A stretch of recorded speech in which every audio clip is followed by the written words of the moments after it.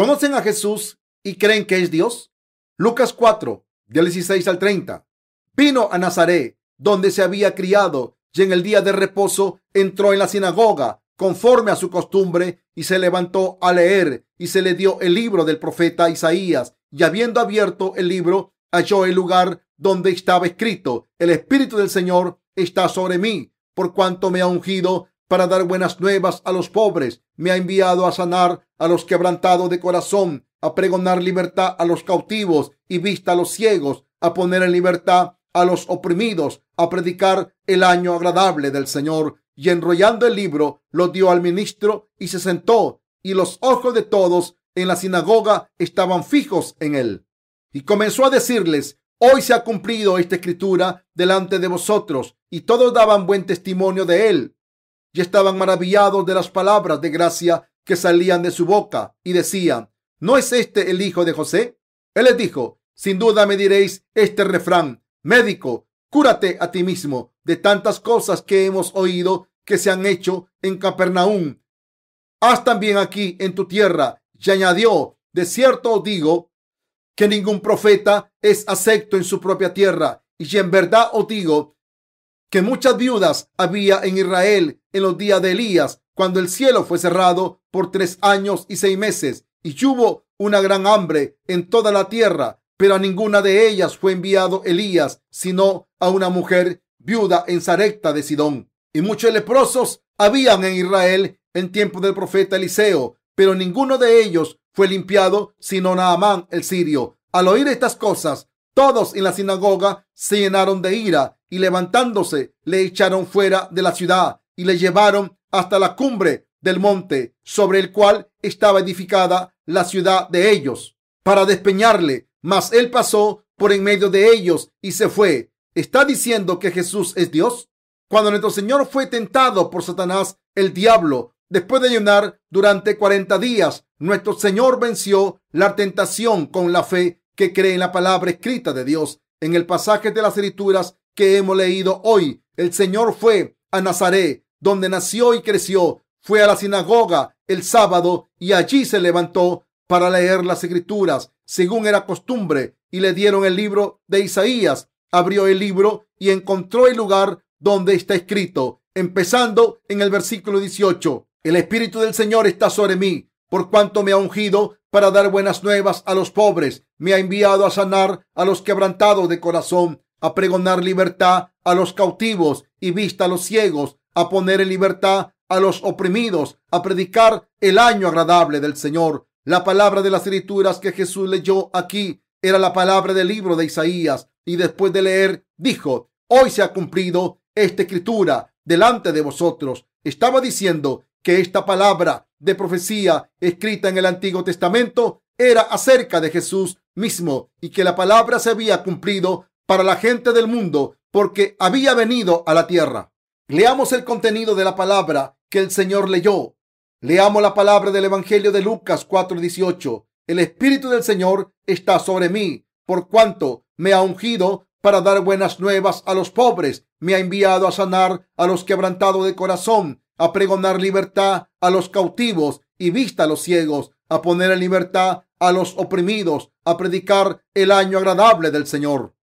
Esta palabra del Señor aquí es la palabra sobre Jesús. Está diciendo que Jesús vino al mundo a hacer esta obra, a salvar a los ciegos que habían estado oprimidos por el pecado, y por su poder les abrió los ojos y los liberó. La palabra de la que habla el Señor aquí habla de cosas espirituales. El Señor dijo que proclamaría la libertad a los cautivos y les devolvería la vista a los ciegos primero. Esto significa que el Señor nos dio la verdadera libertad a través del Evangelio del agua y el Espíritu cuando éramos prisioneros de Satanás, el diablo, por nuestros pecados. Entonces proclamaría que los ciegos han recuperado la vista. Esto significa que nos haría ver a Dios perfectamente con nuestros ojos espirituales a través de la redención de nuestros pecados en nuestros corazones. ¿Qué era la palabra de Dios que el Señor quería comunicarnos en este pasaje? Era la palabra de que el Señor es el Hijo de Dios que vino al mundo a darnos la luz de la salvación a nosotros. El Señor iluminó la luz de la salvación a toda la humanidad como dijo. Sin embargo, ¿qué piensa mucha gente sobre esta palabra? Muchas personas en el campo de la teología liberal cristiana, especialmente los teólogos de la liberación, no entienden correctamente la palabra del pasaje de las Escrituras de hoy y dicen: el cristianismo debe hacer primero la obra de liberar a las personas oprimidas si queremos hacer el ministerio correcto y cumplir la voluntad de Jesús. Por tanto, debemos liberar a muchos obreros oprimidos con trabajo duro y salarios muy pobres. Por tanto, como tienen esta idea acerca de la palabra de las Escrituras, muchos cristianos trabajan en vano, creando sindicatos en empresas. Sin embargo, el Señor quiere que hagamos la obra de liberar a las personas de los pecados. El Señor dijo que siempre habría personas pobres en el mundo. Marcos 14:7. Esto implica que siempre habrá personas que opriman a los demás y personas que sean oprimidas. Por supuesto, sería mucho mejor si estas cosas no ocurriesen, pero estas cosas ocurren porque este mundo no es perfecto. En realidad, es bueno ayudar a las personas que han sido oprimidas y castigadas socialmente. Sin embargo, el ministerio que hizo nuestro Señor cuando vino a este mundo era la obra de liberar nuestros corazones de los pecados y nuestras almas de la autoridad de Satanás, el diablo, y de todos los pecados del mundo. El Señor vino al mundo para hacer la obra de liberar a las personas de la opresión del diablo y darnos la salvación y libertad espiritual. Vino para predicar el evangelio del agua y el espíritu en este mundo. El Señor mismo hizo estas obras y nos permitió predicar este evangelio de la verdad. La gente que dice ayudar a los trabajadores al formar sindicatos en empresas no son las personas que trabajan por la justicia del Señor. Por supuesto, la libertad de todo tipo de opresión y la igualdad de los derechos humanos universales son valores importantes para todo el mundo. Sin embargo, lo que la gente necesita de verdad es ser liberada de la prisión del pecado. Solo entonces podemos encontrar al Señor y entrar por la puerta de la salvación al recibir la redención de los pecados. La única manera en que los pecadores reciban la salvación es creer en el evangelio del agua y el espíritu, la verdadera voluntad del Señor para todo el mundo que está oprimido por sus pecados. La gente que sufre como esclavo de Satanás recibe la salvación del pecado al creer en la justicia del Señor. El Señor habló de esto en el pasaje de las Escrituras de hoy, y esto es lo que quiso decir cuando dijo: hoy se ha cumplido esta escritura delante de vosotros. La gente de la sinagoga escuchó la palabra de Jesucristo y pensó que era buena, ya que había recibido la gracia de Dios, pero tenía un problema. Para ellos, Jesucristo solo era el hijo de José. Como saben bien, Jesús nació en Belén y creció en la aldea de Nazaret. Por tanto, la gente de Nazaret sabía de dónde venía Jesús y pensaron: ¿no es ese el hijo de José? Entonces, él les dijo: sin duda me diréis este refrán: médico, cúrate a ti mismo. De tantas cosas que hemos oído que se han hecho en Capernaum, haz también aquí en tu tierra. ¿Qué significa esto? La gente quería decirle a Jesús: ¿no es José tu padre? Conozco a tus hermanos y tú no eres una persona importante. La gente de aquel entonces no creía que Jesús fuera el Hijo de Dios Padre, ni que fuera el Salvador de la humanidad. El Señor conocía sus corazones. Estaban pensando: dicen que has curado a los enfermos en Capernaum. Haz lo mismo aquí. Intenta hacerlo en Nazaret, donde has crecido. Entonces te creeremos. El Señor conocía sus corazones cuando le dijo estas palabras. Muchas personas en aquel entonces no creyeron en Jesús como su Salvador, aunque el Señor hubiese venido al mundo para salvar a la gente que había sido oprimida por el pecado y ya había sido prisionera del pecado, y salvó a todo el mundo del pecado a través del evangelio del agua y el espíritu. Aunque algunas personas decían creer en Jesús, no creyeron en él como el perfecto Salvador. La gente de la aldea de Nazaret, donde creció Jesús, no creyó en Jesús. La gente de aquel entonces no creyó en Jesús por muchos milagros que hubiese hecho en ese lugar y por mucho que hubiese predicado la palabra correcta. Por tanto, el Señor habló a estas personas y les dijo: en verdad os digo que muchas viudas había en Israel en los días de Elías, cuando el cielo fue cerrado por 3 años y 6 meses y hubo una gran hambre en toda la tierra. Pero a ninguna de ellas fue enviado Elías, sino a una mujer viuda en Sarepta de Sidón. Y muchos leprosos había en Israel en tiempo del profeta Eliseo, pero ninguno de ellos fue limpiado, sino Naamán el sirio. Lucas 4, del 25 al 27. ¿Saben lo que significa este pasaje? Significa que la gente en la era del Nuevo Testamento no cree en la justicia del Señor, como muchas personas del Antiguo Testamento que no creyeron en la justicia del Señor.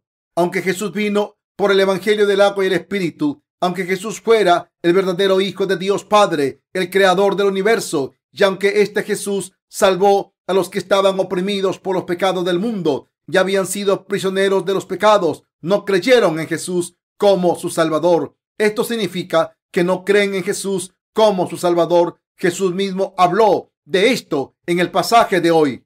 El Señor vino al mundo y salvó a las personas del mundo que habían estado oprimidas por los pecados y abrió los ojos de los ciegos espirituales. Pero solo un pequeño número de personas creyeron en Jesús como la persona que hizo la obra de la salvación y que cumplió toda la justicia. Incluso durante el Antiguo Testamento, solamente el general Naamán, entre muchos leprosos que vivían en Harán e Israel, pudo recibir la salvación. Solamente la viuda de Sarepta en Sidón y su familia recibieron la salvación cuando hubo una hambruna en Israel.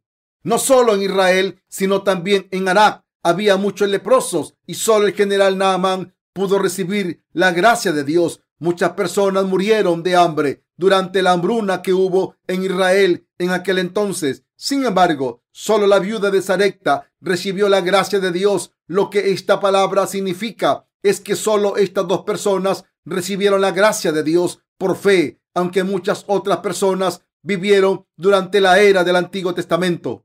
Nuestro Señor nos dio la verdadera libertad y la verdadera salvación de los pecados en esta era. Sin embargo, el número de personas que creen en la justicia del Señor es muy reducido y el número de personas que están preparadas para recibir este evangelio del agua y el Espíritu en sus corazones es muy pequeño también. Había muchos leprosos en el Antiguo Testamento, pero el general Naamán era la única persona que fue sanada por fe en obediencia cuando el Señor Dios le habló a través de su siervo Eliseo y le dijo que se lavase 7 veces en el río Jordán. Asimismo, ¿qué ocurrió cuando todo el mundo estaba a punto de morir en una hambruna devastadora en Israel?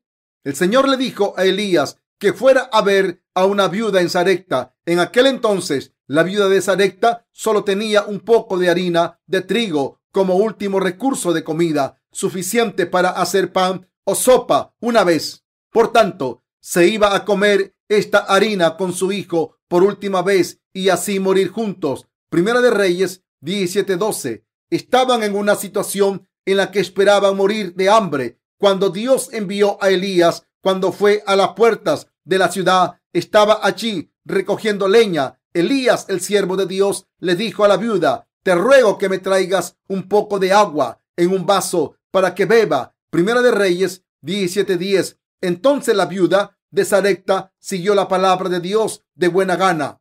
La viuda de Sarepta que siguió la palabra de Dios correctamente y su hijo recibieron la salvación.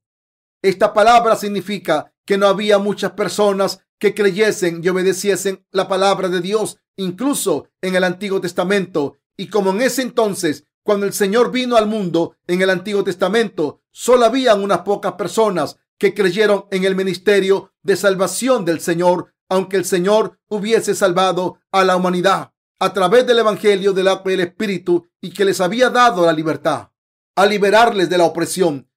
¿Cuál era la razón? La gente del mundo conoce a Jesús desde una perspectiva humana y solo pensaba en el futuro.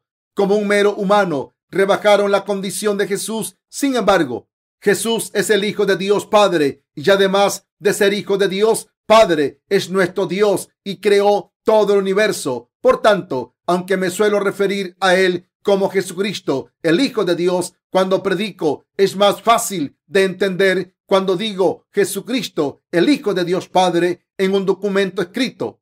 Jesucristo es el Creador, es Dios. No podrán recibir la gracia del Señor cuando piensen en Jesús solamente como un ser humano y le juzguen desde una perspectiva humana solamente. La gente de hoy en día es así. Nuestro Señor Dios vino al mundo en el Nuevo Testamento, pero la gente de Nazaret, su aldea, no creyó en él como el Señor Dios. Miraron a Jesús y lo rechazaron diciendo: ¿acaso no es este el hijo de José? La gente de las otras aldeas creyó en los milagros de las obras manifestadas a través de Jesús porque no le conocían personalmente, pero la gente de Nazaret no creyó. No pudieron creer en la divinidad de Jesús y en la palabra de la Escritura que Jesús nos ha dado desde una perspectiva espiritual. Las personas que no pueden creer en el Señor o la palabra del Señor espiritualmente son imprudentes. A veces me enojo cuando les pido a estas personas que hagan algo. A veces me enojo tanto que me duele el estómago. Calculo la obra que hay que hacer e ideo la manera más eficaz de cumplirla, pero no podrían terminarla, aunque se lo dijera miles de veces. Por tanto, me reconforto pensando: cambiarán si espero con paciencia. Debemos mirar la obra de Dios espiritualmente, sea cual sea la situación. ¿Qué hizo la gente que no vio a Jesús espiritualmente cuando les dio su palabra? Las personas enojadas llevaron a Jesús a la cima de una montaña donde había amasado tierra para crear una aldea para empujarle. El pasaje dice: al oír estas cosas, todos en la sinagoga se llenaron de ira y levantándose le echaron fuera de la ciudad y le llevaron hasta la cumbre del monte sobre el cual estaba edificada la ciudad de ellos para despeñarle, mas él pasó por en medio de ellos y se fue. Piensen en esta situación un momento. No piensen en esta palabra literalmente solo, sino en cómo se aplica a ustedes. ¿Creen que esta situación no era importante? Nuestro Señor fue a la sinagoga, abrió el libro de Isaías y leyó un pasaje: el Espíritu del Señor está sobre mí, por cuanto me ha ungido para dar buenas nuevas a los pobres. Me ha enviado a sanar a los quebrantados de corazón, a pregonar libertad a los cautivos y vista a los ciegos, a poner en libertad a los oprimidos, a predicar el año agradable del Señor.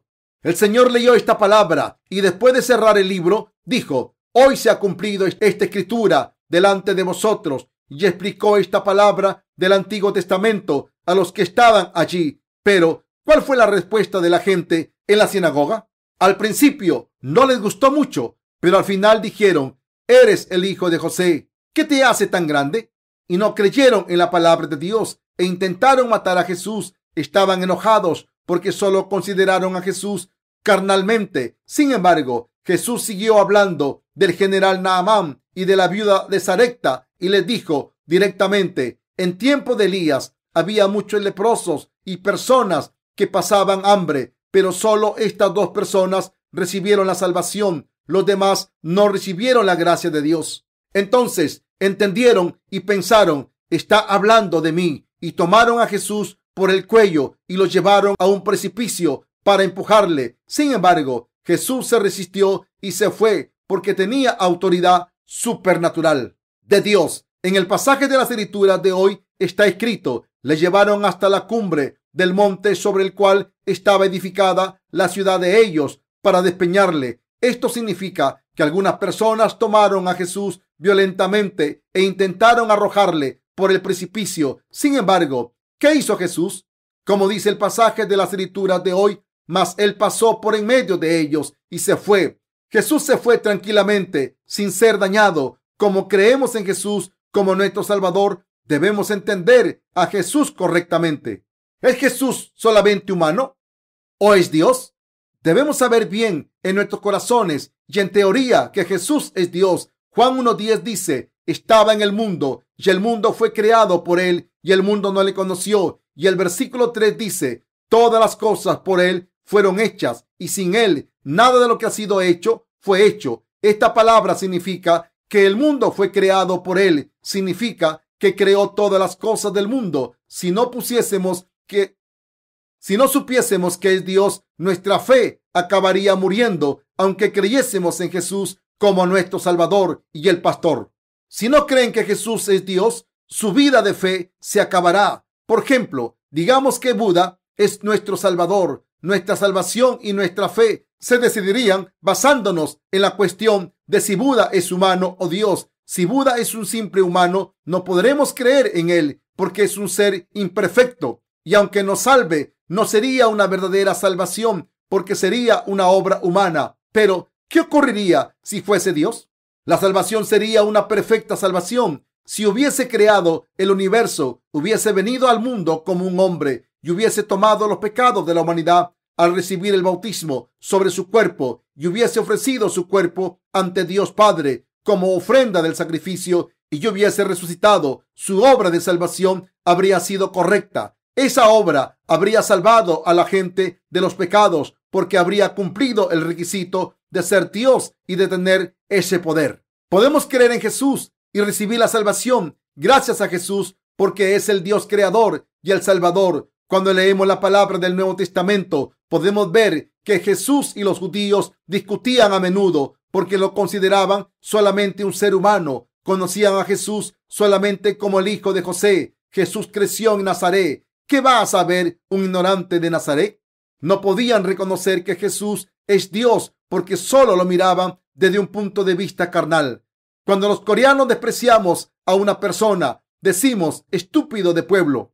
Así se desprecia a una persona de esta condición, pero en realidad no podemos ignorar de dónde viene una persona. Generalmente, las personas metropolitanas tienen más malicia. Sin embargo, las personas de los pueblos son más inocentes. Hacen cosas por las que pueden ser maltratados, pero sin saber por qué están siendo maltratados. Por eso, el carácter de las personas depende a veces de su lugar de nacimiento u origen. Pero para que una persona nazca de nuevo, su origen no tiene ninguna importancia. Esto se debe a que los nacidos de nuevo han sido liberados de las condiciones de la carne gracias al Señor. Sin embargo, el problema es que, aunque Jesús, que es Dios, vino a este mundo como el Salvador vestido de la carne humana, la gente lo consideró carnalmente, solamente y humano, no Dios. La gente de la sinagoga era igual. Miraron a Jesús y no le respetaron, diciendo: Jesús nació en Belén y creció en una ciudad llamada Nazaret. Además, Nazaret es una de las peores aldeas en Israel. Jesús es el hijo de José, quien viene de esa aldea. En la provincia de Gangwon de Corea hay una pequeña aldea llamada Jinbu y hace algún tiempo fui a visitarla. Paré en esa aldea porque alguien me había dicho que cierto hermano vivía allí cuando iba de camino a la boda de Yangmon-ak. Tenemos algunos ministros de la provincia de Gangwon, el distrito más montañoso de Corea, y a veces dicen: antes vivía en una ciudad más grande que la tuya, aunque todos vienen de una ciudad pequeña. Pero entonces la persona de Jinbu dice: yo soy de Jinbu. Entonces todos se burlan de esa persona y responden: ¿de esa aldea de ignorantes? Los judíos eran iguales. Todos se burlaban de Jesús porque sabían que era de Nazaret. En aquel momento, cuando una persona era de Nazaret, ya nadie la respetaba. Pensaban que nada bueno podía salir de Nazaret. Pensaban que nada valía la pena. Cuando leemos esta palabra, podemos ver que la gente se enojaba cuando escuchaba a Jesús hablar de esta manera y que lo llevaron a lo alto de una montaña para empujarle. Pero Jesús pasó por la multitud y se libró de ella. Esto nos dice que la naturaleza de Jesús es divina. Jesús también habló cuando se encontró con los poseídos. Les dijo: demonio, vete. Y los demonios le rogaron: ¿qué tienes con nosotros, Jesús, Hijo de Dios? ¿Has venido acá para atormentarnos antes de tiempo? Mateo 8:29. Los demonios estaban diciendo: eres el Hijo de Dios y el Creador. Déjanos estar aquí. ¿Qué significa esta palabra? Esta es la razón por la que los demonios tiemblan de miedo cuando les ordenamos que se vayan en el nombre de Jesucristo. Los demonios tienen miedo porque conocen la autoridad del nombre de Jesucristo. Él es nuestro Salvador, pero también es el Creador al mismo tiempo. Por eso, incluso los demonios tiemblan de miedo al oír su nombre. Debemos entender esto claramente. La gente de aquel entonces intentó empujar a Jesús por el precipicio, pero Jesús pasó por la multitud tranquilamente. No pudieron hacer lo que quería porque estaban abrumados por su autoridad divina. Esta es la parte que demuestra su naturaleza divina. Jesús es Dios, no humano. Por tanto, Jesús tenía características humanas y divinas. Jesús es Dios y humano. Es humano y Dios, y es nuestro Salvador, como dicen las Escrituras, porque Dios amó tanto al mundo que le entregó a su único Hijo. Dios Todopoderoso vino al mundo para salvarnos de nuestros pecados. Debemos creer en la palabra de las Escrituras exactamente como está escrita, porque no sabemos mucho acerca de Jesús. Todas esas personas intentaron matar a Jesús, pero Jesús pasó delante de ellos de manera solemne. Las Escrituras dicen, mas Él pasó por en medio de ellos y se fue. Jesús se fue rápidamente. Jesús no suplicó para que no le mataran, ni se escapó a escondidas. Jesús no era una persona que fuera a sufrir a manos de estas personas, porque es Dios y es el Dios Todopoderoso. Aquí podemos preguntarnos, ¿por qué murió Jesús en la cruz? Esa era la voluntad de Jesús y Dios Padre. El Señor tuvo que morir en la cruz en nuestro lugar porque tomó todos los pecados sobre sí mismo. Debemos tener un conocimiento claro y fe en esta verdad.